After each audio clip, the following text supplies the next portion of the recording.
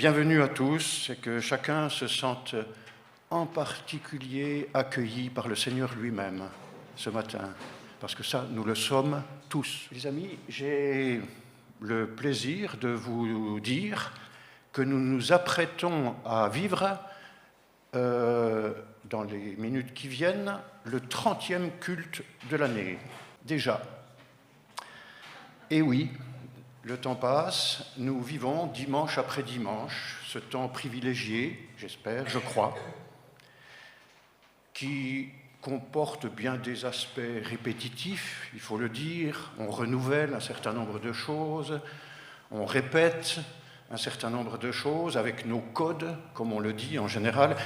Certains pourraient insister sur cet aspect, mais je crois que ce qui est le plus important, c'est qu'en réalité, chaque fois, nous vivons et nous pouvons vivre quelque chose de nouveau. Chacun, nous pouvons vivre quelque chose de nouveau dans notre vie personnelle avec le Seigneur. Il y a à peine 2 jours, avant-hier, nous avons assisté à un événement mondial. Vous voyez de quoi je parle. La cérémonie d'ouverture des Jeux Olympiques à Paris. Un spectacle haut en couleur, c'est le moins qu'on puisse dire, un spectacle qui s'est déroulé dans un luxe, dans une apothéose de musique et de lumière, qui a été salué en général, je crois, et probablement dans le monde entier, comme un événement magnifique. Il me semble que ce matin, nous ici, nous sommes aux antipodes de ce genre d'événement. Ce qui nous caractérise, nous, c'est le petit nombre, c'est la discrétion, la simplicité, l'absence de faste, très peu de médiatisation. Je dis très peu parce qu'il y a quand même la mise en ligne de notre culte sur Internet, qui se fait régulièrement, comme presque toutes les églises aujourd'hui, mais quand même, voilà. Nous sommes aux antipodes de tout cela. Et je me suis posé une question, et je me permets de vous la poser ce matin. Nous nous retrouvons dimanche après dimanche. Ce matin, aujourd'hui, qu'est-ce que chacun de vous attend de ce moment de culte? Qu'est-ce que vous attendez de ce que nous allons vivre maintenant ensemble? Quelles sont vos attentes? Qu'est-ce que vous espérez recevoir? Est-ce qu'un ou quelques courageux pourraient me dire en un mot ce qu'il ou elle attend ce matin? J'ai cru entendre quelque chose. Jocelyne? Là? Une parole de Dieu. Une parole de Dieu. Nous sommes là pour nous mettre à l'écoute, c'est vrai. Recevoir une parole de notre Dieu. Autre chose? Oui, René? Que l'Esprit nous parle. Par la parole. Vous êtes tout à fait d'accord. Autre chose? Que la lumière du Seigneur nous éclaire à travers sa parole. Il y a vraiment une convergence dans les attentes. Que la parole nous éclaire. C'est vraiment le besoin, apparemment, le plus présent, le plus fort chez chacun. C'est intéressant, c'est encourageant. J'aurais une autre petite question. Qu'est-ce que nous sommes venus apporter ce matin? Nos louanges, reconnaissance. Pardon? Nos louanges. La louange, notre louange à Dieu.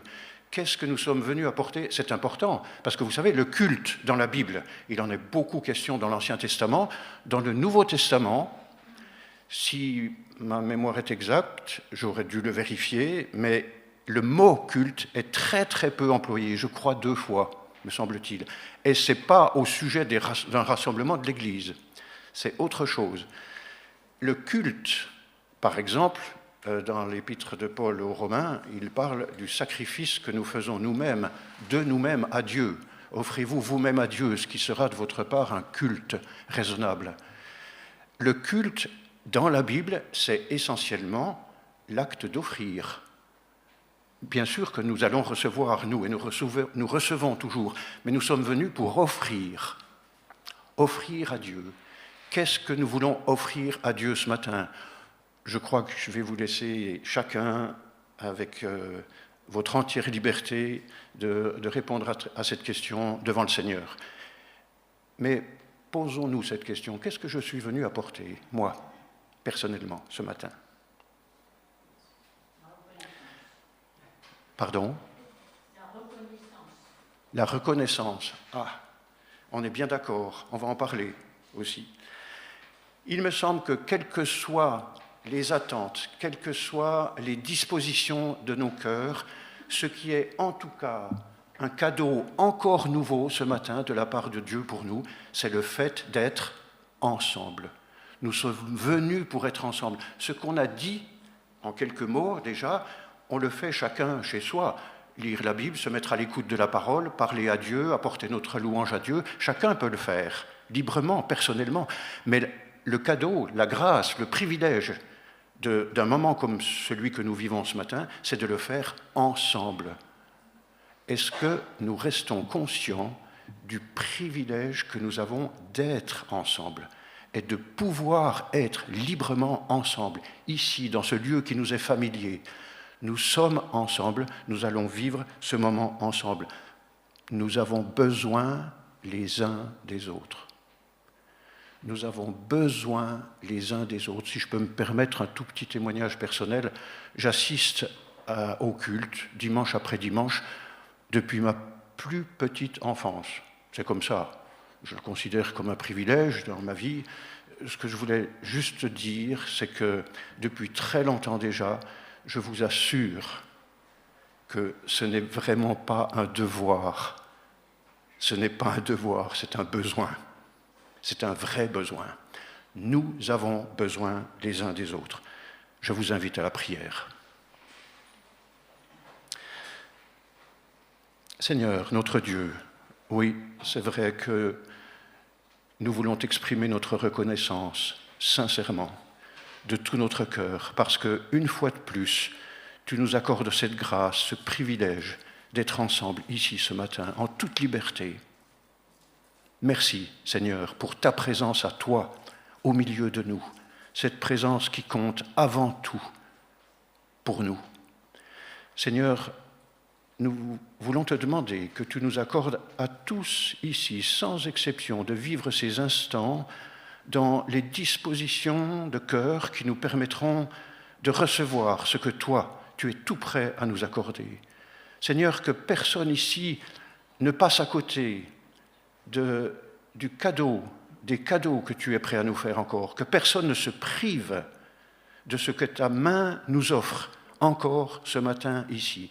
Alors Seigneur, nous comptons sur toi, vraiment, pour que tu agisses dans chacun de nos cœurs, que tu nous parles et que, une fois de plus, nous soyons touchés, éblouis par ton amour infini, par ta grâce sans borne pour nous. Amen. Je vous invite à chanter un premier chant, avec toi, Seigneur, tous ensemble. Vous voyez qu'on a de bonnes habitudes. Ce n'est même pas la peine de vous dire de vous lever. Vous le faites tout seul. Voilà, chantons ensemble, avec toi, Seigneur, tous ensemble.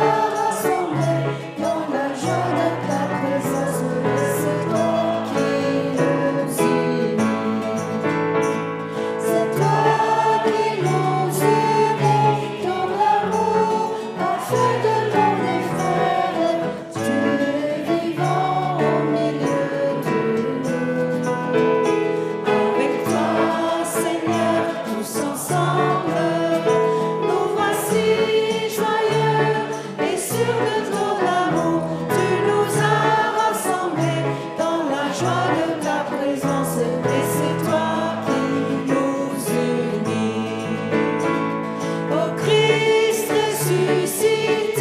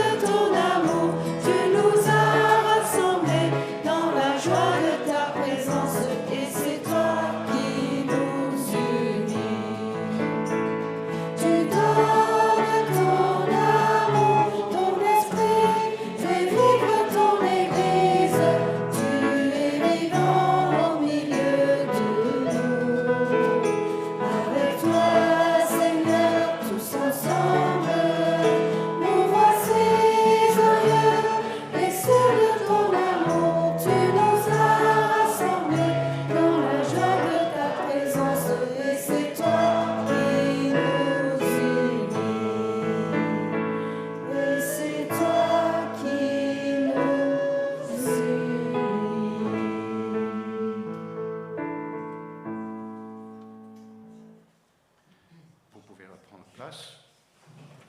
Et les enfants qui sont parmi nous ce matin peuvent maintenant rejoindre le groupe unique qui se retrouve avec Stan ce matin.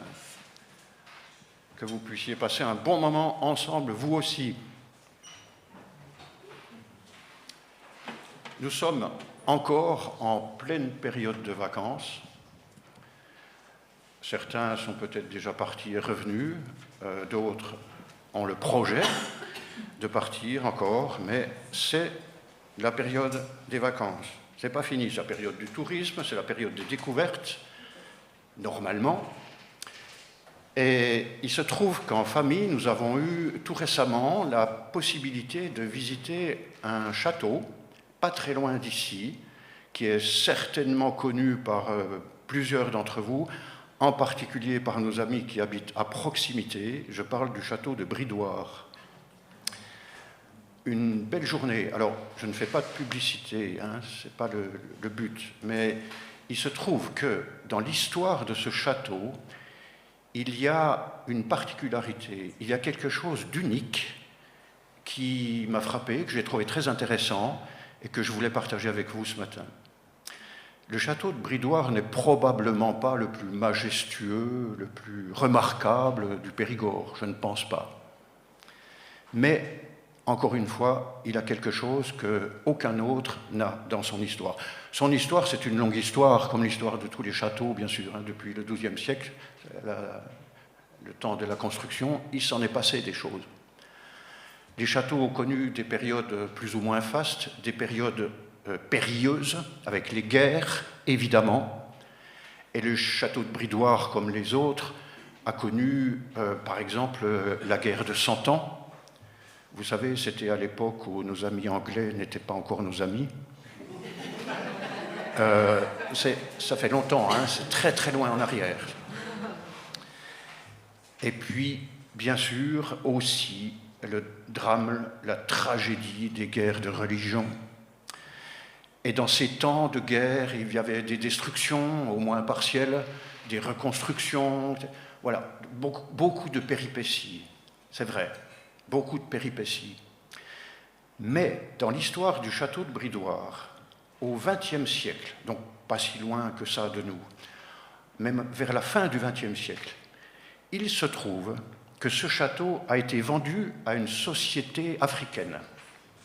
Une société africaine qui l'achetait apparemment pour le compte de l'empereur Bokassa, vous savez, cet empereur autoproclamé. Et le fils aîné de cet empereur avait marié une bergeracoise. Et oui. Et ce château avait été acheté en principe pour eux. Mais, très peu de temps après l'achat, donc au tout début des années 80, il se trouve que le propriétaire a complètement délaissé la propriété. Ce château a été tout simplement oublié, abandonné, et il est devenu, pendant 22 ans, la proie de tous les malfaiteurs. Des gens qui sont venus sans honte pour détruire, pour abîmer, par plaisir, et évidemment pour piller. Il y a beaucoup de choses, il y avait des trésors dans ce château qui sont partis, qui ont été volés. Donc une période sombre, tellement sombre que les gens de la région se sont quand même émus et ont réagi, se sont dit il faut faire quelque chose. Et à un moment donné, une association s'est créée, une association de défense pour sauver ce château en péril, en fait. L'État a bien sûr été mis dans le coup, il s'est saisi de l'affaire, et figurez-vous qu'il s'est passé une chose, donc 22 ans après l'achat du château, grâce à une loi qui avait été votée, mais qui n'avait jamais finalement été mise vraiment en application, l'État, de la façon la plus légale qui soit, a pu exproprier le propriétaire africain de cette propriété. Il a été dessaisi. Il a été dessaisi de cette propriété. L'État est devenu propriétaire. Le château a été classé monument historique. Et j'allais dire une foule, un grand nombre de personnes se sont mobilisées pour entreprendre la restauration. Une restauration qui a duré, mais qui a été magnifiquement menée par des professionnels, par des volontaires, une armée de volontaires. Aujourd'hui, ce château, il appartient à une famille à qui il a été vendu, une famille qui est amoureuse du patrimoine, qui possède d'autres biens en France et qui a fait de ce petit joyau dans le secteur ici quelque chose qui réjouit plusieurs dizaines de milliers de personnes chaque année, de visiteurs. Donc voilà une petite partie, très brièvement, de l'histoire de ce château. Je l'ai trouvée intéressante parce que il me semble déjà que c'est une belle histoire, mais c'est aussi, me semble-t-il, une assez belle illustration de notre propre histoire. Pourquoi ?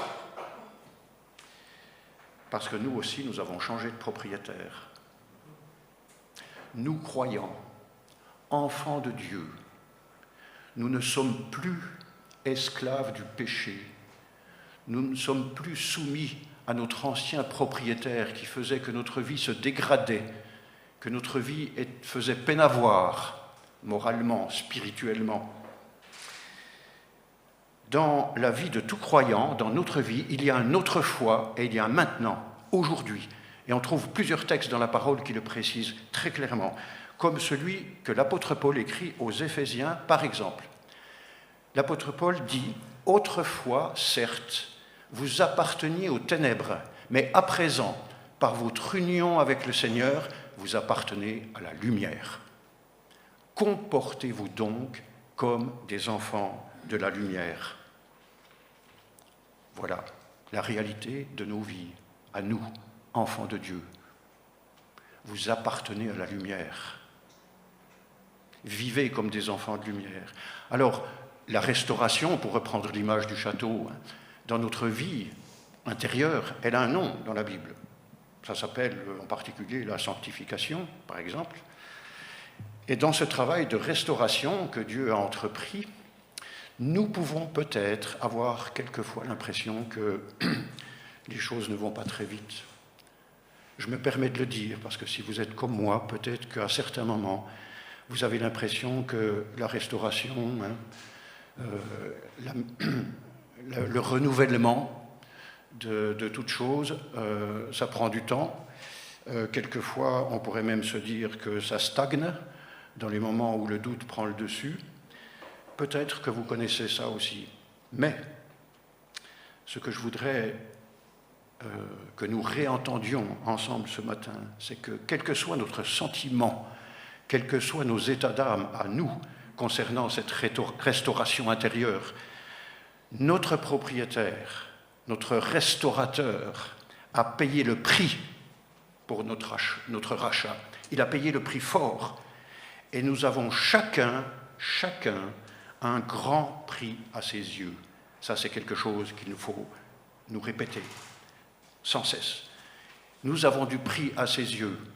Il a commencé une œuvre et il n'abandonnera jamais l'œuvre qu'il a commencée en chacun de nous.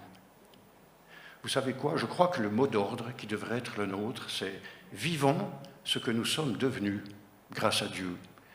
Vivons ce que Dieu a fait de nous désormais. » Il y a une parole de David, il y en aurait beaucoup, mais une parole du roi David dans le psaume 50 qui dit ceci, au psaume 50, verset 14, « En sacrifice à Dieu, offre donc ta reconnaissance. » Voilà un beau mot d'ordre. En sacrifice à Dieu, vous voulez sacrifier quelque chose à Dieu, vous voulez offrir quelque chose à Dieu, eh bien, offrez-lui avant tout, peut-être par-dessus tout, votre reconnaissance. Notre confiance, la reconnaissance, je crois que ça, c'est deux choses. C'est notre service, c'est notre ministère, c'est notre vocation à tous, sans exception. Confiance et reconnaissance envers notre Dieu. Au psaume 103 aussi, nous lisons ces paroles, « Que tout mon être bénisse l'Éternel, que tout ce que je suis bénisse le Dieu saint. Que tout mon être bénisse l'Éternel, sans oublier aucun de ses bienfaits. » C'est ce que nous voulons faire maintenant ensemble par le chant. Et nous pouvons chanter ce cantique « Bénis Dieu, ô mon âme ». Vous pouvez vous lever.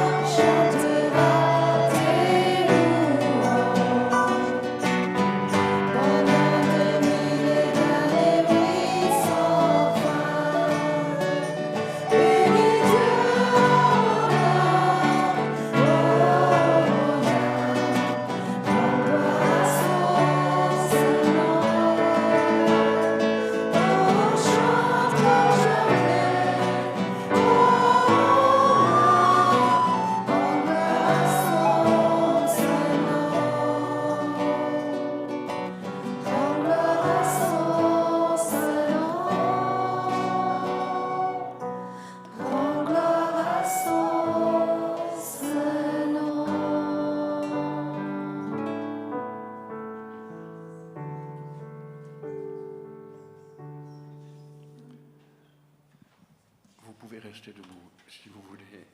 Juste quelques mots encore. La fidélité de notre Dieu, on la chante, on y croit, on l'expérimente chaque jour. La fidélité de notre Dieu, c'est une des grandes vérités que toute la Bible affirme, j'allais presque dire à chaque page. Il est notre Père, ce Dieu qui nous a sauvés, qui nous aime, il est notre Père chez qui il n'y a ni changement ni ombre de variation, comme l'écrit l'apôtre Jacques.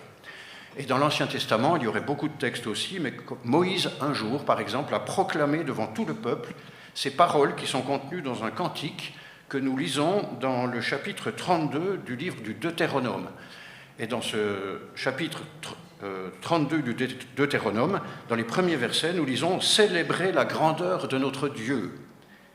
Il est comme un rocher, ses œuvres sont parfaites. Tout ce qu'il fait est juste. Il est un Dieu fidèle qui ne commet pas d'injustice.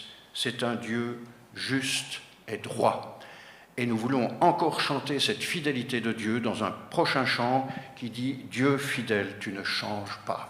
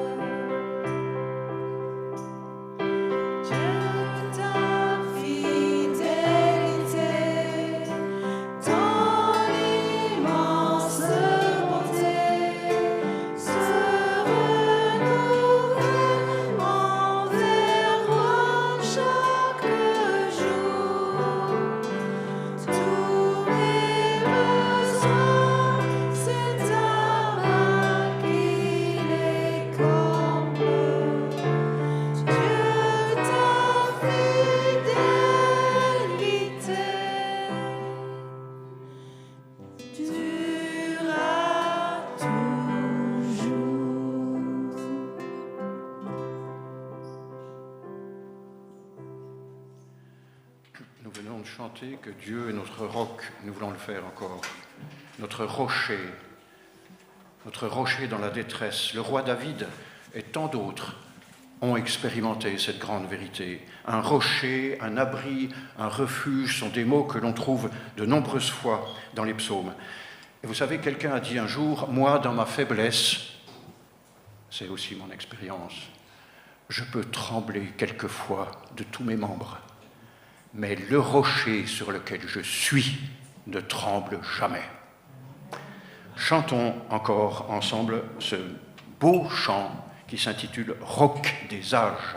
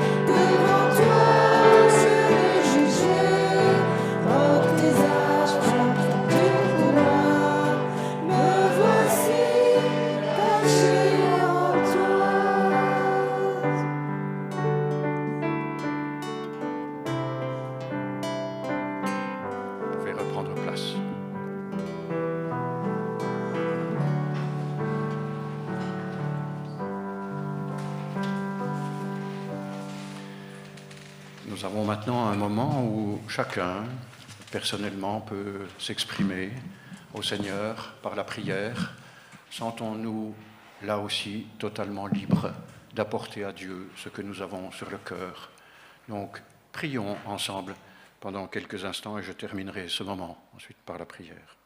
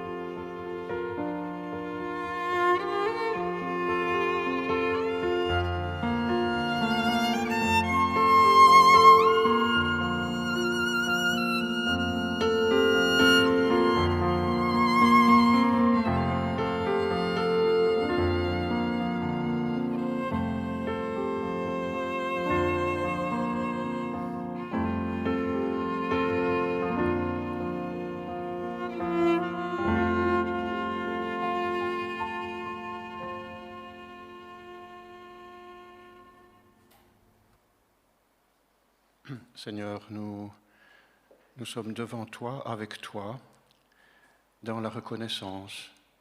Merci pour la paix que tu nous accordes. Merci pour la paix de ce moment ensemble. Merci parce que, comme nous venons de l'exprimer à quelques-uns maintenant, même si nous sommes peu nombreux ici dans ce lieu, nous avons une quantité incalculable de raisons de te dire merci à nous tous ce matin. Tu es ce Dieu tellement généreux qui renouvelle ses grâces pour nous chaque matin. Merci pour tous tes cadeaux, Seigneur. De tant de manières, tu te manifestes à nous, tu nous prouves ta fidélité. Seigneur, renouvelle-nous dans la foi, dans l'assurance, une assurance qui t'honore, qui ne doute pas de ta bonté. Seigneur, accorde-nous cette grâce de, chaque jour de te faire l'honneur de notre confiance. Amen. Avant de céder la place à Lucie pour le message, je vous propose de vous lever encore pour un chant qui dit « Je veux demeurer dans ta grâce ». Je veux demeurer dans ta grâce. Ça, c'est notre part. La grâce de Dieu, elle nous est offerte, sans compter. Nous avons une chose à faire, c'est l'accueillir, la recevoir et y demeurer. Ça, c'est notre part.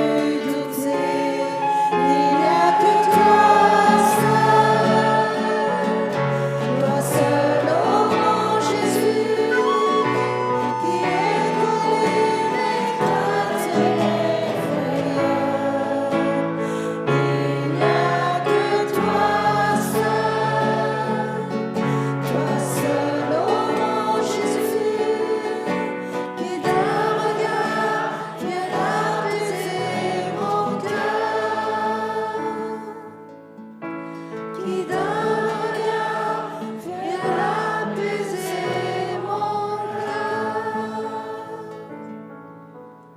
Vous pouvez reprendre place.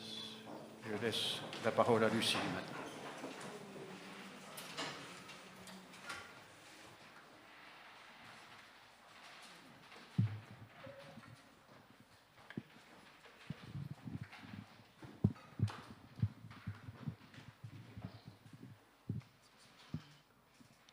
Ça va.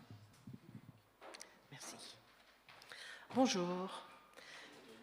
Dimanche dernier, je vous avais fait remarquer que 40% des Français ne partent jamais en vacances et que des autres, 60%, les 2/3, ils partent plusieurs fois par an en vacances. Qu'est-ce qui fait la différence? Question de disposition personnelle, il y a des casaniers, il y a des voyageurs. Question certainement aussi de finances, budget vacances, essence, location, des choix difficiles. Les vacances ou une nouvelle chaudière cette année? Alors il y a les riches, les moins riches, les pauvres et les très pauvres. Dans la Bible, c'est pareil. On rencontre des riches et des pauvres. Et on retrouve souvent les deux dans un même chapitre. Et oui, la parole de Dieu nous fait réfléchir sur notre condition en nous montrant les autres dans des conditions différentes. Et la parole nous montre dans tous les livres de la Bible que Dieu s'intéresse autant aux riches qu'aux pauvres, aux malades qu'aux bien portants, aux voyageurs qu'aux sédentaires, etc.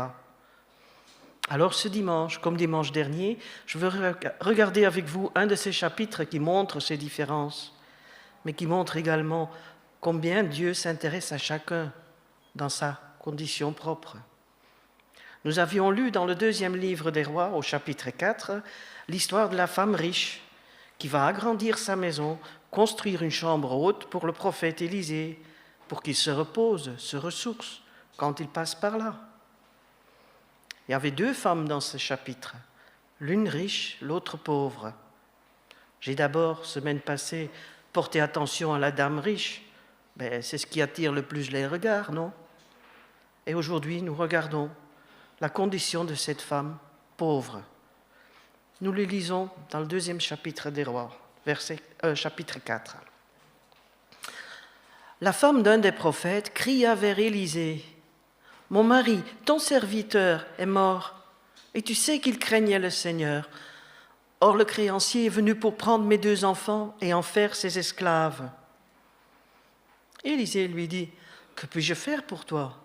Dis-moi ce que tu as à la maison. » Elle répondit, « Moi, ta servante, je n'ai rien d'autre à la maison qu'un flacon d'huile. » Il dit alors, « Sors dans la rue, demande à tous tes voisins des récipients vides. Ne te contente pas d'un petit nombre. Quand tu seras rentré, tu fermeras la porte sur toi et tes fils, tu verseras l'huile dans tous ces récipients et tu mettras de côté ceux qui seront pleins. » Alors elle le quitta. Elle ferma la porte sur elle et ses fils. Il lui passait les récipients et elle versait. Lorsque les récipients furent pleins, elle dit à son fils, « Passe-moi encore un récipient. » Mais il lui répondit, « Il n'y a plus de récipient. » Alors l'huile s'arrêta. Elle vint raconter tout cela à l'homme de Dieu, et celui-ci dit, « Va vendre l'huile et paye ta dette, tu vivras, toi et tes fils, de ce qui restera. » Alors, avez-vous remarqué le titre du livre dans lequel on a lu? Le livre des rois. Il devrait y être question de personnages bien en vue, importants pour ce qui se passe sur le plan national, mais voilà qu'ici, dans ce chapitre, le contexte national, les rois, les personnages importants n'y figurent pas du tout. Il est question dans ce passage d'une femme. Elle est veuve, pauvre, elle a même des dettes. Et elle va demander au prophète de l'aider. Qui est-elle? Son mari était prophète, un serviteur d'Élisée. Comment le comprendre? Élisée, le grand prophète, il s'était entouré d'autres prophètes. Lui-même avait été choisi par Élie après que ce dernier avait connu une dépression sérieuse, un burn-out, un épuisement professionnel, dirait-on de nos jours. Et Dieu accorde à Élie, suite à cette crise, entre autres, la grâce de trouver un compagnon de route, un compagnon de combat. Ils vont poursuivre le chemin de prophète à deux. C'est mieux. Premier principe à retenir, l'homme de Dieu n'est pas un soliste. Il sait s'entourer. Et puis, Élisée, lui, n'avait pas été poursuivi par Jézabel, la méchante épouse du roi Akab, comme l'avait été Élie. Élisée avait donc la possibilité de s'entourer d'une confrérie de prophètes. Il ne craint pas la concurrence, il passe le relais, il enseigne la nouvelle génération de serviteurs et servantes qui prendra la suite. Parce que, comme la semaine passée, je vous parle au départ de ce chapitre des serviteurs et des servantes de Dieu. Comme Élisée, le prophète dans ce chapitre, mais aussi comme cette pauvre femme qui vient chercher de l'aide auprès d'Élisée. Il n'est pas marqué simplement qu'elle est une femme, une pauvre femme, mère de 2 enfants. Elle est identifiée comme la femme d'un des prophètes. Elle a partagé le ministère de son mari. Elle était associée à lui. Non pas qu'elle était prophétesse elle-même, mais elle a vécu avec lui les joies et les peines du ministère. On sert Dieu ensemble, pas en tant que solitaire. C'est vrai entre mari et femme, dans les couples chrétiens. C'est vrai dans l'Église. On n'est pas des solistes. On dépend les uns des autres. On ne peut servir seul. Mais voilà malheur dans ce 4e chapitre du 2e livre des rois. Le prophète est mort. Qui est impacté en premier lieu? Mais son épouse. Il n'y a pas de sécurité sociale. Il n'y a pas de pension de veuve. Et elle a des dettes. Peut-être elle a cherché un boulot, mais pas trouvé. Pas évident pour une femme à cette époque, dans cette culture. Alors les dettes, ça va vite. On emprunte à gauche, à droite, aux anciens collègues, aux amis, pour nous aider à passer le cap difficile. Sauf que, bien à un moment donné, eux aussi ont besoin de leur argent et viennent exiger le remboursement. Comme la banque, pour votre crédit immobilier. Si vous ne payez pas, ils vendent votre maison. Ici, autre époque, autre pays, autre contexte. Quand on ne sait pas payer ses dettes, on prend vos enfants et on les vend comme esclaves. Quelle mère accepterait ça? Cette femme cria donc à Élisée. Oui, elle ne s'adressait pas simplement poliment, elle cria. Le verbe en hébreu fait comprendre qu'elle se plaignait à voix haute, comme les femmes savent bien le faire. Elle ne vient pas demander gentiment, « Cher prophète, est-ce que tu voudrais faire quelque chose pour moi ?» Non, elle le dérange. Elle vient pour se plaindre. Les pauvres se plaignent. Les pauvres manifestent. Ils sont dans les rues. Les pauvres qui mendient au feu rouge dans les grandes villes. Mendier, c'est se plaindre d'une façon particulière. Cette pauvre femme, elle se plaint auprès d'Élisée. Alors j'ai une petite question. Est-ce qu'un chrétien peut se plaindre? Ne faut-il pas toujours être reconnaissant, comme on l'a déjà chanté, toujours être joyeux? Certains le pensent. Et puis Paul, il écrit « Réjouissez-vous dans le Seigneur, réjouissez-vous toujours ». Mais le petit préfixe « ré » devrait vous mettre sur la piste. On peut bien être abattu, triste, se plaindre. C'est une étape avant de se ressaisir, avant de se réjouir. Ne brûlons donc pas les étapes. Il y a de la place pour la plainte, même dans la vie du croyant. Regardez les psaumes de David, ce sont souvent des plaintes, des longues plaintes, adressées à Dieu, non pas à un prophète comme Élisée, mais des plaintes adressées à Dieu, se plaindre même de Dieu. Mais les plaintes de David, sa révolte concernant sa situation, se transforment après en chant de louange. Après un certain temps, il fallait d'abord l'expression forte d'une plainte. La plainte, c'est une étape normale. Alors cette femme, veuve, pauvre, elle se plaint auprès d'Élisée. Pourquoi? Mais ce n'est pas juste ma situation, il faut que tu fasses quelque chose. Après tout, tu étais chef prophète, le maître, le coach de mon mari, qui était un de tes compagnons. Tu me dois quelque chose. Plutôt que de dire que cette femme s'approche d'Élisée pleine de foi, je pense que c'est le contraire. N'est-elle pas dans une situation à croire que Dieu l'a abandonnée, qu'elle est seule, elle doit se dépatouiller comme elle peut? Elle demande de l'aide à quelqu'un, on ne la voit pas en train de prier. Elle revendique auprès des hommes, un homme de Dieu néanmoins, mais un homme. Alors son attitude n'est pas, à première vue, celle de la foi. C'est de la révolte et de la plainte. Dans la parole de Dieu, on trouve plein de gens qui se plaignent. Ce n'est pas interdit. Se plaindre, c'est s'exprimer. Ce n'est pas un péché, c'est un premier pas. Peut-être un premier pas de foi. Si se plaindre, c'est dire qu'on n'a pas encore ce que Dieu nous a promis. C'est se rappeler les promesses de Dieu. Peut-être se plaindre à Dieu est une expression de foi. Je sais que tu es là et que tu m'écoutes. Dans ta parole, je lis ça, et pourtant ma situation est tout autre. Car celui qui n'a pas foi en Dieu, en sa toute-puissance, il ne se plaint pas à lui ou à ses serviteurs. Il n'espère rien de Dieu. Il ne s'adresse même pas à lui. Mais celui qui se plaint, il espère quelque chose de mieux de la part de Dieu. Alors parfois se plaindre, c'est peut-être en quelque sorte manifester de l'espérance. Maintenant, ne me faites pas dire ce que je n'ai pas dit. Toute plainte n'est pas expression d'espérance en Dieu, de foi en Dieu, et toute plainte n'est pas justifiée.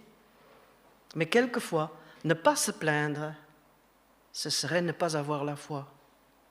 Croire que Dieu ne s'intéresse pas à nous, ne veut rien faire pour nous, n'écoute pas nos prières. Nous avons le droit d'exprimer nos émotions à Dieu. C'est d'ailleurs un signe de notre confiance que celui qui est le créateur des émotions sera capable de gérer aussi mes émotions. Alors, retournons à notre récit. La réponse d'Élisée à la plainte de la pauvre veuve, la première réponse du prophète, elle m'étonne. Après avoir dit au verset 2, « Que puis-je faire pour toi ?» il lui dit, « Dis-moi ce que tu as à la maison. » Mais elle vient de lui dire, « Je n'ai plus rien, je ne peux pas payer mes dettes. » Et Élisée ne se satisfait pas de cette réponse, « Je n'ai rien. » Il dit, « Qu'as-tu à la maison ?» Elle ne pense qu'à l'argent pour payer ses dettes, l'argent qu'elle n'a pas. La réponse d'Élisée, c'est « Qu'est-ce que tu as à la maison ?» Parfois, on croit qu'on n'a rien, qu'on n'a pas ce qu'il faut. Essayez alors de demander à Dieu de vous dire, de vous montrer ce que vous avez. Il y a plus de 20 ans, je devais, en tant que jeune agricultrice, prouver d'avoir fait un certain résultat avec l'exploitation pour toucher la dernière partie d'une prime. Une prime qui m'aiderait à finir de payer mes dettes, les emprunts à la banque, l'achat des terres, du tracteur, les machines, le cheptel. La comptabilité montrait qu'il me manquait une certaine somme. Je n'ai pas le résultat, l'objectif fixé. Il me manque juste quelques milliers d'euros, mais je ne pourrais donc pas toucher la prime. Que faire dans cette situation quand on n'a pas ce qu'il faut? Je suis dans ma bergerie et je prie Dieu. Montre-moi comment je me sors de cette situation. Alors maintenant, les moins jeunes et les agriculteurs parmi vous me comprendront. Il y avait devant la bergerie un tas de fumier d'au moins 2 ans. Je prie Dieu et puis Dieu me parle. Que vois-tu? Bon, pas une voix audible comme le tonnerre, une voix que personne d'autre n'entend, mais moi je comprends que Dieu me parle. Que vois-tu? Je réponds, un tas de fumier, Seigneur. Que veux-tu que je voie d'autre? Et puis, en un instant, je comprends. Je me mets à estimer le nombre de mètres cubes de stock de ce fumier. Je calcule la valeur marchande de ce tas de fumier. J'ai donné ce chiffre au comptable, il a recalculé et ça passait. Je pouvais toucher ma subvention. Dieu, en me faisant voir du fumier, m'a fait passer un cap difficile. Pourtant, à la question « Que vois-tu ?» j'avais répondu « Je n'ai rien, je n'ai qu'un tas de fumier. » Donc, la question d'Élisée à la veuve ne m'étonne pas. Qu'as-tu à la maison? Car avec ce que tu as, Dieu peut faire. La plainte, c'est dire « Je n'ai que ». La foi, c'est mettre en œuvre ce qu'on a, malgré tout. Et ce passage me rappelle un récit dans les évangiles. Les disciples qui se plaignaient à Jésus, « Nous n'avons que ». On le lit dans l'évangile de Matthieu, chapitre 14.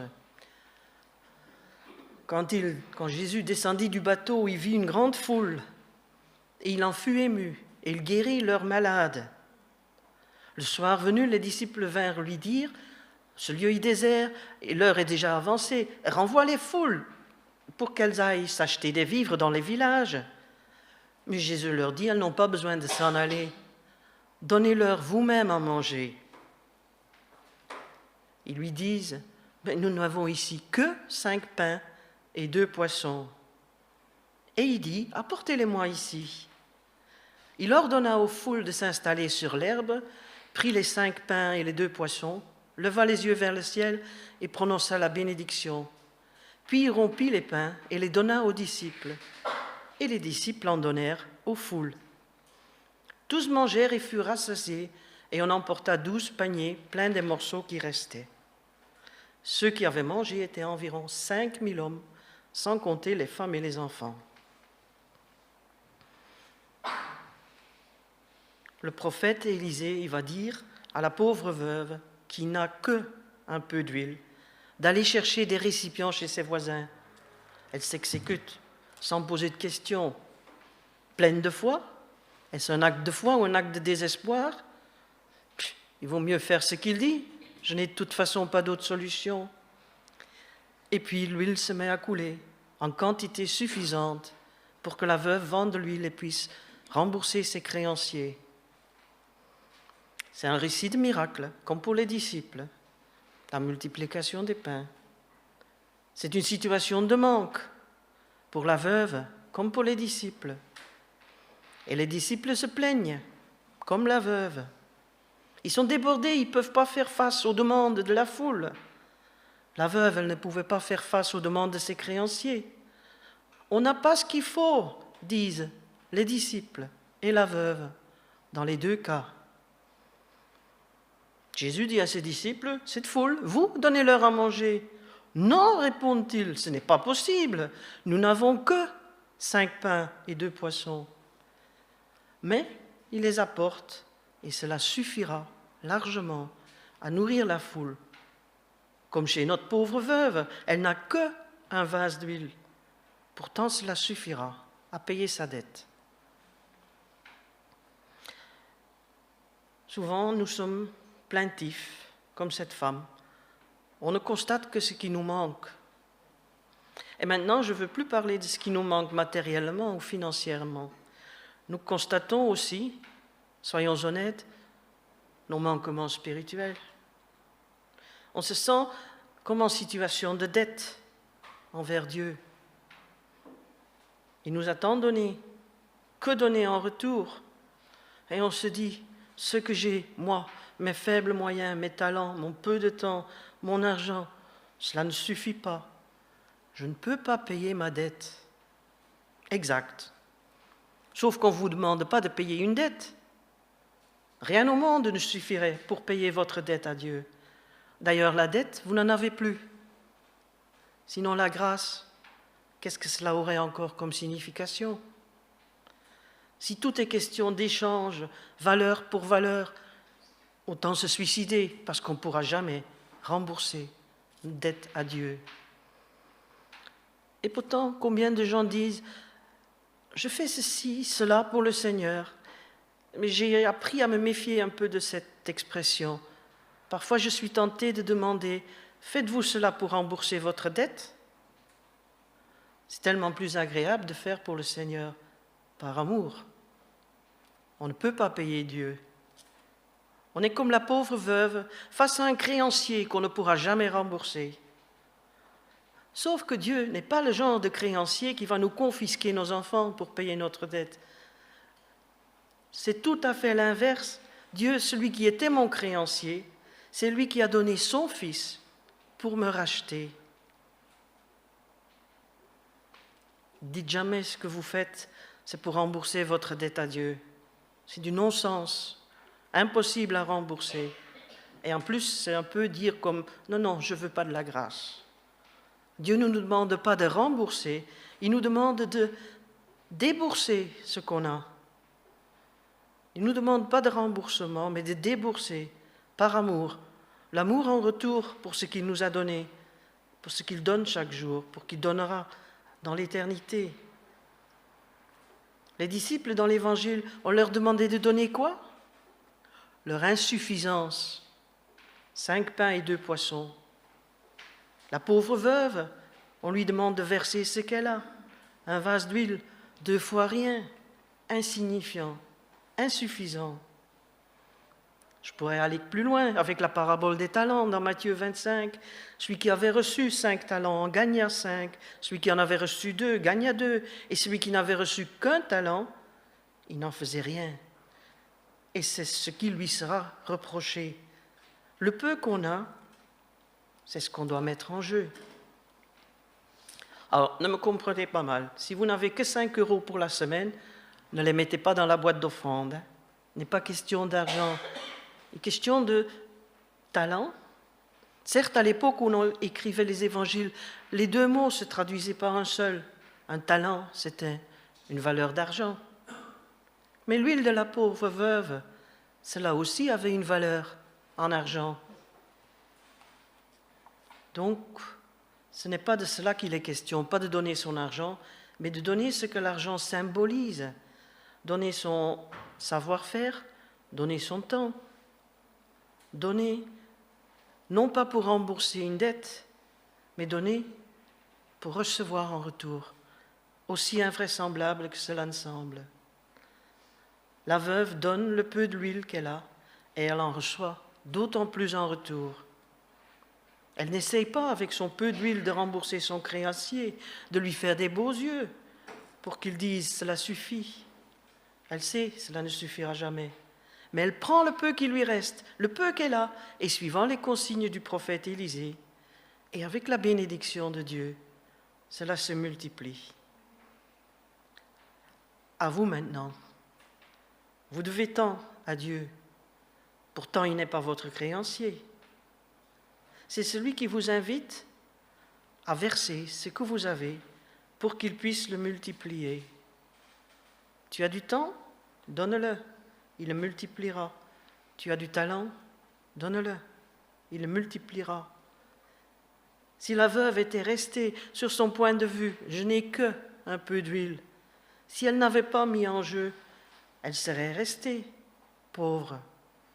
Si les disciples n'avaient pas apporté les 5 pains, les 2 poissons, la foule se serait peut-être en allée, affamée. Elle n'écoutera plus Jésus. Ce qui importe, c'est de donner le peu qu'on a, le mettre en marche, en œuvre. Dieu multiplie. Ne dites pas « je n'ai que »,« je ne suis que ». Vous êtes parfois la seule personne, le seul moyen dont Dieu dispose dans une situation, dans un contexte donné. J'entends souvent les chrétiens se plaindre « je n'ai que »,« je n'ai pas ». Un peu comme excuse « je ne fais pas parce que ». Mais dans la Bible, je constate qu'on est toujours, tous, dans une situation de manque. Même les autosuffisants, même les riches, toujours en situation de manque envers Dieu, envers ses exigences. Toujours le péché couché à notre porte. Chaque fois, je me laisse attraper par d'autres occupations. Je ne prie pas assez, je ne lis pas la Bible. Mais Dieu n'est pas un agent comptable. Il ne compte pas ce qui nous manque. Il compte ce que nous avons. et il regarde si nous le mettons en jeu. Constater qu'on n'a que, c'est une invitation à mettre en valeur, que un talent, que 5 pains, que un flacon d'huile. Alors aujourd'hui, je vous invite à faire l'inventaire de ce que vous avez. La veuve, dans le livre de 2 Rois, elle avait vite fait son inventaire. Je n'ai que un vase d'huile. Mais avec cela, Dieu veut faire quoi? Les disciples, ils n'avaient que 5 pains et 2 poissons. Mais tout compte fait, dès compte fait après, il y avait plus qu'assez, il y avait de trop, on emporta 12 paniers de morceaux qui restaient. Et comme pour la veuve, elle aurait pu continuer à verser l'huile si elle avait eu plus de récipients. L'huile coulait en surplus. Pourtant, elle se plaignait au départ. De la plainte à l'abondance, ça aurait pu être le titre de ce message. L'huile de la grâce coule. Vous avez constaté vos manquements. Je n'ai que. Vous n'avez pas en face de vous un Dieu créancier, mais un Dieu qui a donné ce qu'il avait le plus cher pour vous. Alors donnez, mettez en jeu ce que vous avez, vos talents, vos dons, votre temps, et pour ceux qui en ont de trop, votre argent. Investissez-vous. C'est une invitation à agir. La veuve, Dieu a pu agir avec au départ rien que un peu d'huile. Les disciples de Jésus, grâce à son pouvoir, ont fait avec que 5 pains et 2 poissons. Ceux qui ont reçu des talents et les ont fait fructifier ont été récompensés. Celui qui dit « je n'ai que » et s'arrête là, il ne connaîtra pas la bénédiction. Celui qui met en jeu le peu qu'il a, Dieu fera avec, bien au-delà de ce que nous imaginons. Alors laissons Dieu imaginer les choses, mettons simplement à sa disposition ce qu'on a.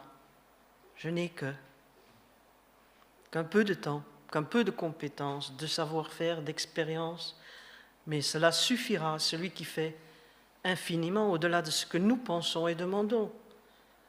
Alors passons, comme la veuve, de la pauvreté à l'abondance, de la plainte à la bénédiction.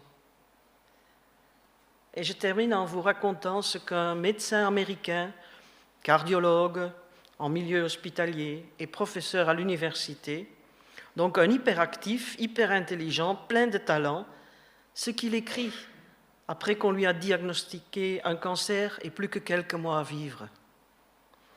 Il écrit « J'étais chef de service et je suis devenu dépendant pour faire la moindre chose. J'étais le décideur en chef et maintenant les autres décident pour moi. D'un hyperactif, je suis devenu un plus bon à rien. » C'est sa plainte. Et pourtant, sa réflexion continue, il écrit encore « Pourtant, je suis chrétien et Jésus me dit d'aimer mon voisin comme moi-même. Je ne sais plus sortir de cet hôpital. Qui est mon voisin? Que puis-je faire? Rien, il me semble. Pourtant, mon voisin, c'est l'infirmière qui passe me piquer une 40e fois et à qui je peux offrir un mot gentil au lieu de mon agacement, mon aigreur. Mon voisin, c'est cet autre patient dans le couloir qui n'a que rarement de la visite. Je peux lui dire bonjour. Mon voisin, c'est la maman avec la poussette qui attend l'ascenseur pour descendre. Je peux lui offrir un sourire. C'est tout ce que j'ai à donner. Et finalement, c'est beaucoup plus que rien du tout. Alors ce même cardiologue, bien malade, il a eu tout le temps pour lire, et il raconte aussi avoir lu l'histoire d'un chrétien emprisonné pendant des années à l'isolement, persécution. Et puis il est sorti de prison en bonne santé mentale, après des années d'isolement. Comment est-ce possible? Ce prisonnier, quand il avait le cafard, et je suppose qu'il a vu aussi des vrais cafards, il se changeait les idées en se mettant à prier pour les autres détenus, les personnes dont il se souvenait. Ces geôliers, il priait. Il n'avait plus rien à donner, que ça. Il a donné, et cela l'a secouru, l'a aidé à rester sain d'esprit. Le cardiologue, il a souri, il a dit un mot gentil, il a ouvert une porte, il a donné ce qu'il avait, 2 fois rien, moins que rien, mais c'était suffisant. Alors, si après votre plainte, votre cri à l'aide, aujourd'hui Élisée vous demandait « Qu'est-ce que vous avez ?» Que répondriez-vous? Cela mérite réflexion, peut-être même demander au Seigneur qu'il nous montre ce que vous avez. Prions.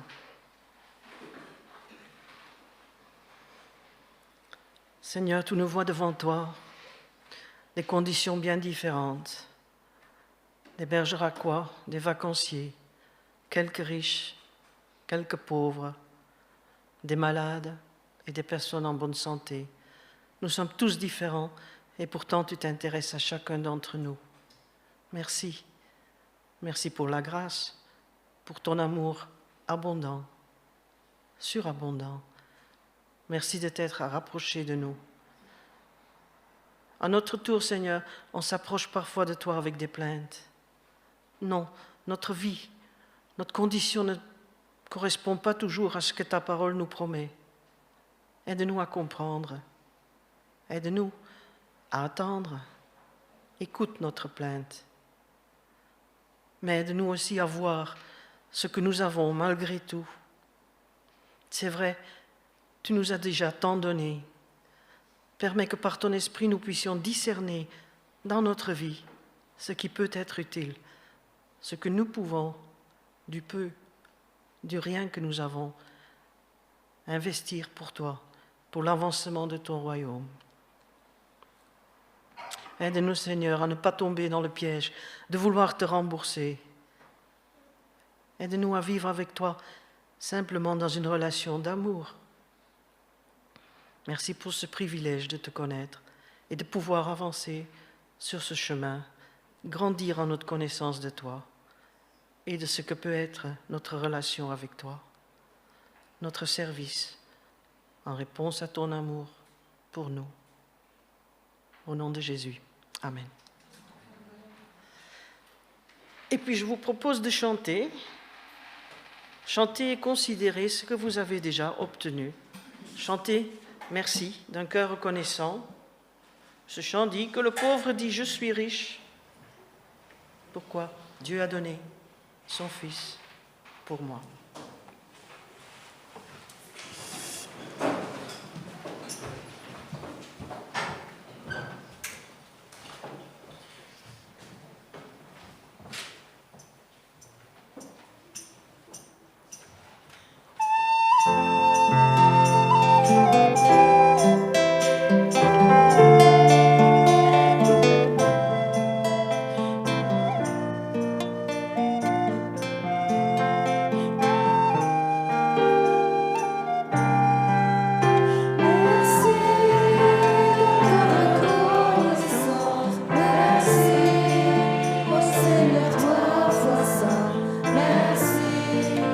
Car il a donné Jésus-Christ.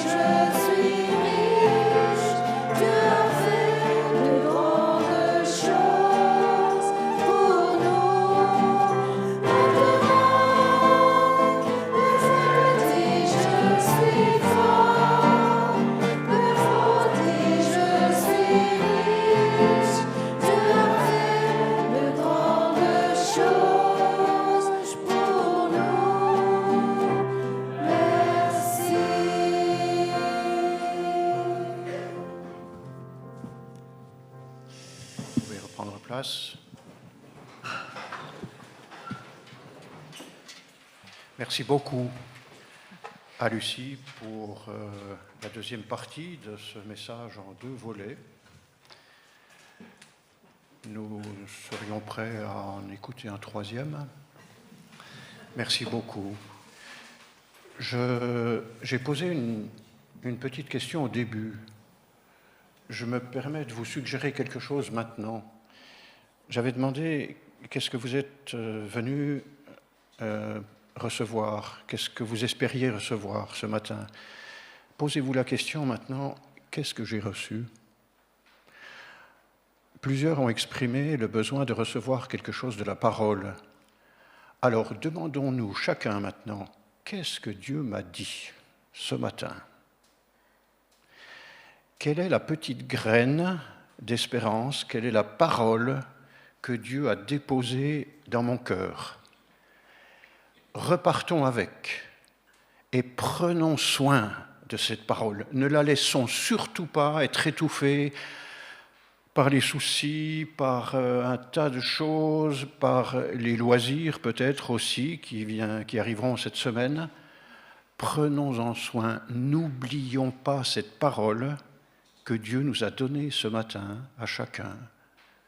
Prenons-en soin, continuons à chercher, chacun personnellement aussi, pour nous-mêmes, chacun pour soi-même, dans la parole de Dieu, ce que Dieu continue à nous dire. Donc, merci, c'est le mot que nous pouvons tous avoir à la bouche à la fin de ce culte. Merci d'un cœur reconnaissant. Nous pouvons être reconnaissants aussi pour quelques-uns qui sont parmi nous ce matin, après un petit moment difficile. Alors, je suis bien conscient que je vais probablement en oublier, mais je me permets quand même de citer Jean-Patrick, qui est avec nous après un petit passage à l'hôpital. Donc, on est reconnaissant que tu sois là. David a subi une petite intervention aussi cette semaine dernière et il est avec nous ce matin.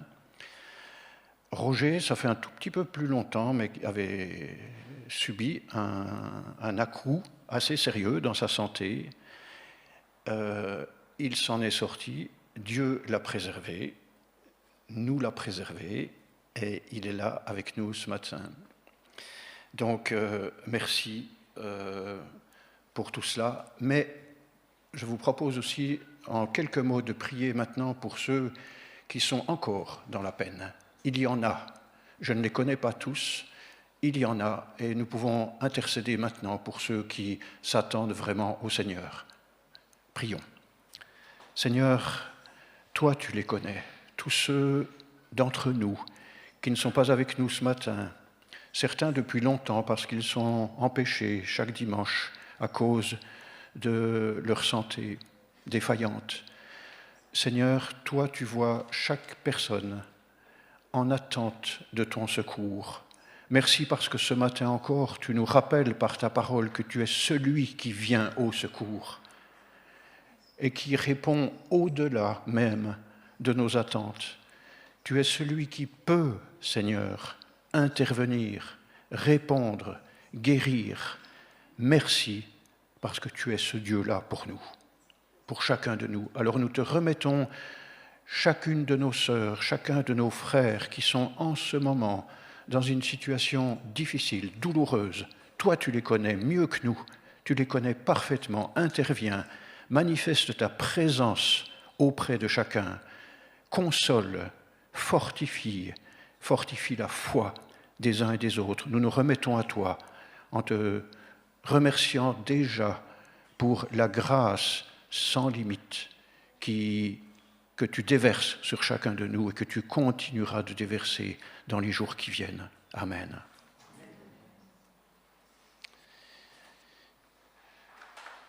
Je vous propose pour terminer notre culte de chanter encore ensemble ce chant qui dit « Bénis-nous Seigneur ». C'est une prière que nous pouvons faire dans la plus grande liberté et dans la plus grande assurance à notre Dieu. Parce que ça, c'est une prière dont nous pouvons être sûrs qu'il veut y répondre. Bénis-nous, Seigneur.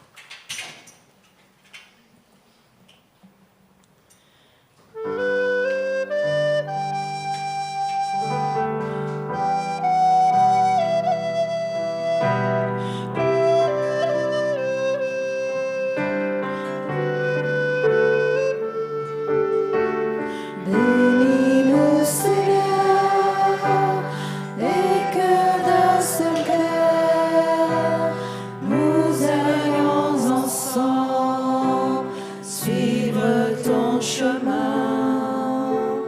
Bénis-nous, Seigneur, et que frères et sœurs, nous semions par toi des graines de joie. Bénis-nous, Seigneur, bénis-nous ce jour, que toutes les heures sonnent ton amour. Bénis-nous encore, bénis chaque instant. Nous voici vivants pour aimer plus fort. Nous voici vivants pour aimer plus fort.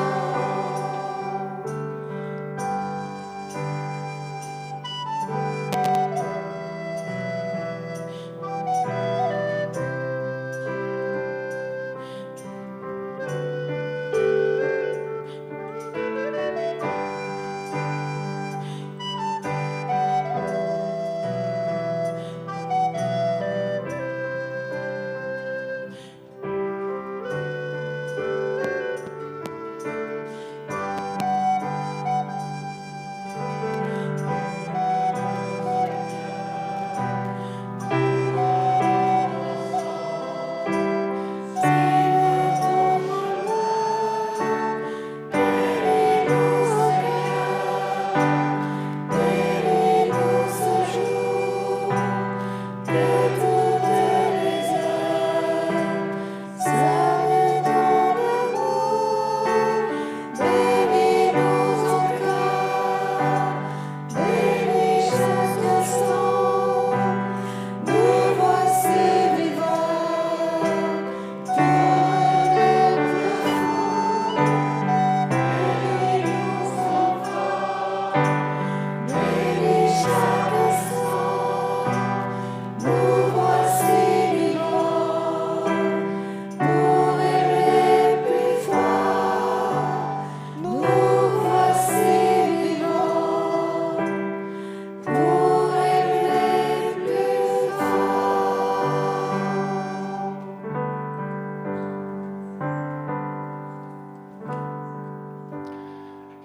Très bon dimanche à chacun, bonne semaine avec le soleil, mais surtout avec les grâces, avec la nourriture que Dieu nous a offert ce matin. Partons avec et prenons-en soin.